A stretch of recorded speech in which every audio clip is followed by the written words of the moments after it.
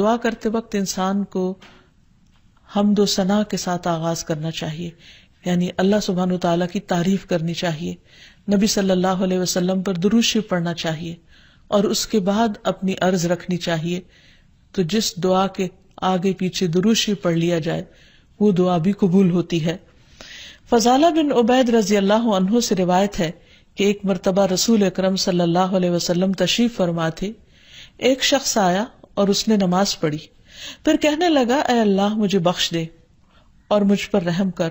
تو رسول اللہ صلی اللہ علیہ وسلم نے فرمایا اے نمازی تو نے جلدی کی، جب نماز پڑھ چکو تو بیٹھے رہو، اللہ کی اس طرح حمد و ثنا بیان کرو جیسا کہ اس کا حق ہے، پھر مجھ پر درود بھیجو، پھر اس سے دعا کرو. یعنی یہ دعا مانگنے کا ادب اور سلیقہ ہے. پھر اسی طرح یہ ہے کہ انسان کی دعاؤں کی قبولیت میں بعض اوقات اس کے گناہ حائل ہوتے ہیں، اور جب انسان استغفار کرتا ہے، توبہ کرتا ہے تو دروازے کھل جاتے ہیں. اسی لیے انسان جب دعا کرے تو اس کے ساتھ ساتھ اپنے رب سے توبہ اور استغفار کرے. پھر اسی طرح دعا کرنے کے ادب میں سے ایک چیز یہ بھی ہے کہ انسان جب دعا کرنا شروع کرے تو سب سے پہلے اپنے لیے دعا کرے، پھر اپنے قریبی لوگوں کے لیے دعا کرے، اور پھر تمام لوگوں کے لیے دعا کرے. کہ بعض اوقات ہم سمجھتے ہیں ہماری دعا قبول نہیں ہوئی، اور شیطان کا کام یہ ہوتا ہے کہ وہ بندے کے دل میں مایوسی پیدا کرے.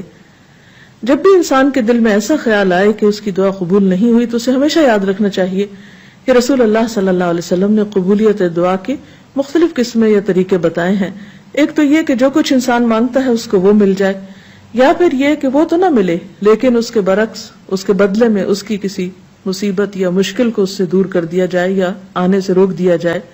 تیسری صورت یہ کہ دنیا میں تو انسان کو اس دعا کے صلے میں کچھ نہ ملے، لیکن قیامت کے دن وہ تمام دعائیں اس کے اعمال نامے میں شامل کر کے اسے ان کا بہترین بدلہ یا جزا دی جائے. ایسی صورت میں جو تیسری صورت ہے، اگرچہ دنیا کے اعتبار سے ایک مشکل صورتحال ہے، لیکن قیامت کے دن بندہ جب اپنی دعاؤں کا صلہ دیکھے گا، اس عبادت کی جزا پائے گا وہاں پر، تو اس وقت تمنا کرے گا کہ اے کاش دنیا میں میری کوئی دعا بھی قبول نہ ہوتی. لیکن دعا کی قبولیت کے لیے پھر کچھ شرائط ہیں. ایک بات تو یہ اس میں جو سب سے پہلے کہ انسان کا رزق حلال ہو، کیونکہ حرام کھانا انسان کی دعاؤں کی قبولیت میں رکاوٹ کا سبب ہوتا ہے. پھر اسی طرح جب انسان اللہ سے دعا مانگے تو اس وقت بہت توجہ کے ساتھ دعا کرے، کیونکہ حدیث میں آتا ہے کہ اللہ سبحانہ وتعالی غافل دل کی دعا قبول نہیں کرتے. یعنی ایک انسان مانگ رہا ہے لیکن اس کو پتہ ہی نہیں کہ وہ کیا مانگ رہا ہے، صرف رٹے رٹائے کچھ لفظ زبان سے نکال رہا ہے یا سنی سنائی کوئی بات دہرا رہا ہے، لیکن اس کے دل سے وہ بات نہیں نکل رہی، یا وہ مانگنا نہیں، بس کچھ الفاظ کا پڑھ دینا ہے. تو یہ طریقہ بھی درست نہیں. پھر اسی طرح ہم دیکھتے ہیں کہ دعا سے بڑھ کر کوئی چیز اللہ کے ہاں معزز نہیں. حدیث میں آتا ہے لیس شیء اکرم علی اللہ من الدعاء، کہ اللہ کے نزدیک دعا سے زیادہ عظمت والا کوئی عمل نہیں. ایک اور حدیث میں آتا ہے ولا يرد القضاء الا الدعاء ولا يزيد في العمر الا البر، کہ تقدیر کو دعا کے علاوہ کوئی چیز نہیں بدل سکتی. یعنی انسان کی جو تقدیر ہے، جو لکھی ہوئی ہے، اس میں تبدیلی دعا کی وجہ سے ہو سکتی ہے، کیونکہ اللہ تعالیٰ کے ہاتھ میں ہے سب کچھ. یمحو اللہ ما یشاء ویثبت، جو چاہتا ہے اللہ مٹا دیتا ہے اور جو چاہتا ہے ثابت کر دیتا ہے، لکھ دیتا ہے. تو بات یہ ہے کہ انسان کو ہمیشہ مانگتے رہنا چاہیے اور پورے جزم کے ساتھ، ارادے اور عزم کے ساتھ مانگنا چاہیے. کبھی یہ نہیں کہنا چاہیے کہ اگر تو چاہے تو قبول کر لے، نہیں چاہے تو نہ کرے. نہیں، انسان دعا مانگتے وقت پورا یقین رکھے کہ اللہ تعالیٰ اس کی دعا قبول کر سکتا ہے، اور واقعی قبول کرتا ہے، کیونکہ حدیث میں آتا ہے رسول اللہ صلی اللہ علیہ وسلم نے فرمایا ان ربکم حی کریم یستحیی من عبدہ اذا رفع یدیہ الیہ فیردہما صفرا، تمہارا رب بڑا حیا کرنے والا اور سخی ہے، جب بندہ اس کے حضور ہاتھ اٹھاتا ہے تو انہیں خالی لوٹاتے ہوئے اسے شرم آتی ہے. یعنی اللہ تعالیٰ جو مالک الملک ہے، تمام خزانے اس کے ہاتھ میں ہیں. وَلِلَّهِ خَزَائِنُ السَّمَاوَاتِ وَالْأَرْضِ، آسمان و زمین کے سارے خزانوں کی کنجیاں اس کے پاس ہیں، ان کا مالک وہ ہے. لہٰذا ایسا نہیں کہ کبھی انسان کی دعا قبول نہ ہو تو اس کا سبب یہ ہو خدا نخواستہ کہ وہ دینے پہ قادر نہیں، وہ دیتا ہے اور وہ خالی ہاتھ نہیں لوٹاتا بندے کو.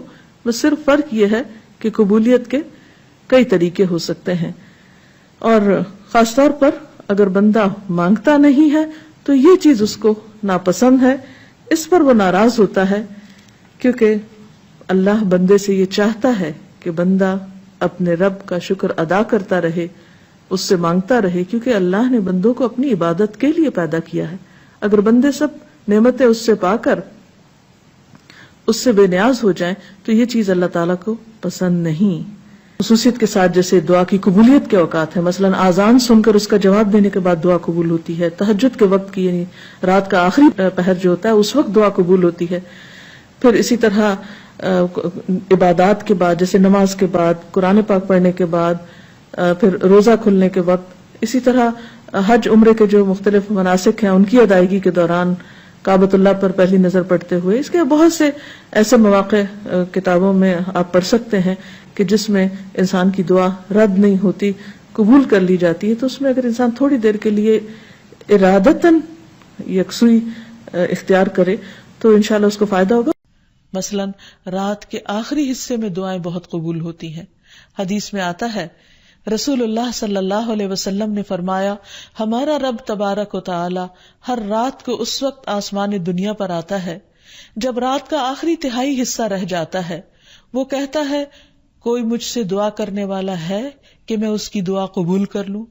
کوئی مجھ سے مانگنے والا ہے کہ میں اسے عطا کر دوں؟ کوئی مجھ سے بخشش طلب کرنے والا ہے کہ میں اسے بخش دوں؟ یعنی اگر کوئی اس وقت مجھ سے دعا کرے گا تو میں ضرور اس کی دعا قبول کر لوں گا. لیکن عموماً رات کے آخری حصے میں انسان گہری نیند میں چلا جاتا ہے اور یہ قبولیت کا وقت اس سے کھو جاتا ہے. تو اس خصوصی طور پر اگر انسان کی زندگی میں کوئی پریشانی ہو یا کچھ چیزوں کے بارے میں وہ واقعی سنجیدہ ہو کہ وہ اسے ملنی چاہیے دنیا اور آخرت کی کامیابیوں میں سے، بھلائیوں اور خیر میں سے، تو اس کو چاہیے کہ اس وقت میں دعا کا اہتمام کرے. نبی صلی اللہ علیہ وسلم نے یہ بھی فرمایا کہ تمام اوقات سے زیادہ بندہ پچھلی رات میں اپنے رب کے قریب ہوتا ہے، پس اگر تم سے ہو سکے تو تم اس گھڑی میں اللہ کو یاد کرنے والوں میں سے بن جاؤ تو ضرور بن جاؤ. پھر اسی طرح آذان کے بعد اور اقامت سے پہلے دعا قبول ہوتی ہے. یعنی مؤذن جب آذان دے رہا ہو تو جو الفاظ وہ دہرا رہا ہو ان کو دہراتے جانا چاہیے، سوائے حی علی الصلاح اور حی علی الفلاح کے کہ اس کے جواب میں لا حول ولا قوت الا باللہ پڑھنا چاہیے. اور جب مؤذن آذان کہہ چکے تو آذان کے بعد کی دعا پڑھ کے درود شریف پڑھ کر جو بھی انسان کے دل میں حاجت ہو وہ اپنے رب کے سامنے رکھے تو وہ دعا کے قبولیت کا وقت ہوتا ہے. اس وقت آسمان کے دروازے کھلتے ہیں، تو اس وقت انسان کو یہ وقت ضائع نہیں کرنا چاہیے اور چھوٹی چھوٹی چیزیں بھی اپنے رب سے مانگتے چلے جانا چاہیے تاکہ انسان کسی انسان کا محتاج نہ ہو. پھر اسی طرح سجدہ میں انسان اپنے رب کے بہت قریب ہوتا ہے، اس وقت دعائیں خوب سنی جاتی ہیں تو خوب انسان کو پکارنا چاہیے.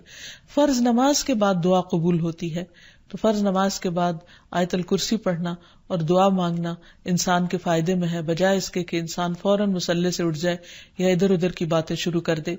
پھر اسی طرح جمعے کے دن ایک خاص گھڑی ہوتی ہے جس میں انسان کی دعا قبول ہوتی ہے، اور اس کے بارے میں ایک روایت میں آتا ہے کہ وہ جمعے کے دن کی آخری گھڑی ہوتی ہے.